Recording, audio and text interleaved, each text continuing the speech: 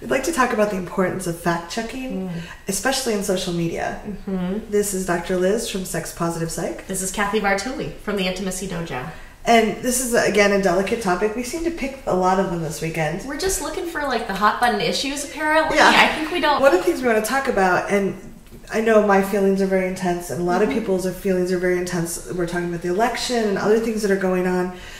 There's a lot of urge. Like, I'll be reading something and I'll see, Donald Trump did this horrible thing. And I'm like, ah! And I want to tell all my friends and gather them up and rally about it. And it's really easy to just hit that share button. Right. Or the comment button. Like, without necessarily going, deep breath, who posted this? Who wrote this? Is this actually true? Right. And I don't want to be manipulated by people that just want to sell ads. I don't want to be manipulated by Russia or any of the other countries that might be...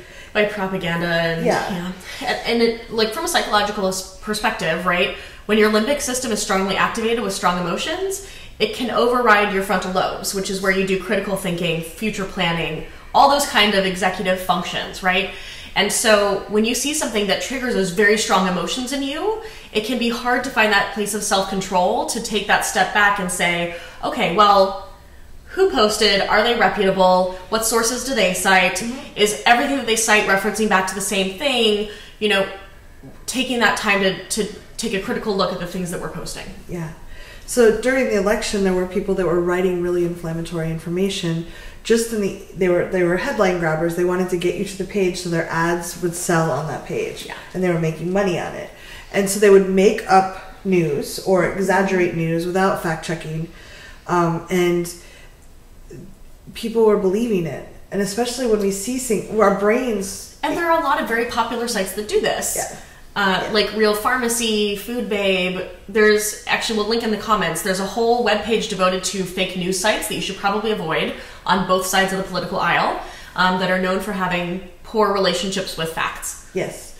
So it's just because we see something multiple times, our brain thinks it's true. Yeah. Our brain did not evolve, especially our primitive part of our brain, wasn't going to be inundated with false information. If you saw a lot of bears, it was a really dangerous place to be. Yeah. And so we can get naturally triggered by stuff, and it's natural to want to share with our friends, there's bears over there, don't go there. And it can kind of become this feedback loop where you're angry and you share it, and then the people who comment on it are angry, and then it keeps getting you angrier, or you're scared and you share it and it keeps getting you more scared, and it keeps cutting off that ability to critically think and to take that step back that you need to make good decisions. The problem with this is not only does it get us upset and misinformed, but it actually takes away some of our power. It distracts us by we're attacking things that aren't there, or focusing our energy and thoughts on that versus the things that we can really make a change at.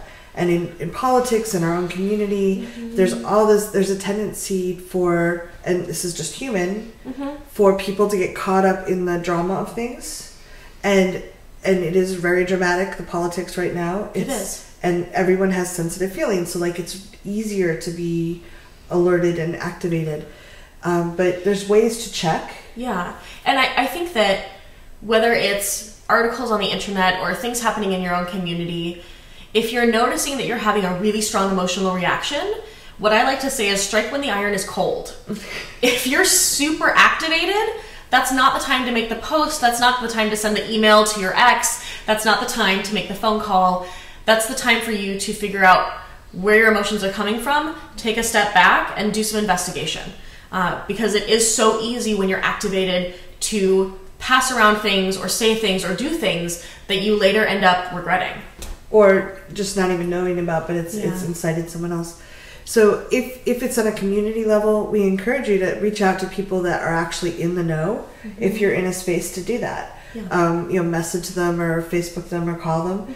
I've made this mistake before too. I just assumed a friend who was going through a rough time would like some space, and I didn't reach out, and they actually felt hurt. And I didn't really share the information, but I was not a bystander while misinformation was getting passed around. Right. And that's not who I want to be in this community. Right. So there's never any harm in getting more information, right? If getting more information reinforces your original viewpoint, then great. Bully for you. Your original viewpoint now has more backup behind it. There's never a harm to getting more information. If what you find as you investigate is that it's very complex and nuanced, now you understand better how complex and nuanced it is. Humans happen to be pretty complex and nuanced. Yeah. And so it almost always behooves you to get more information.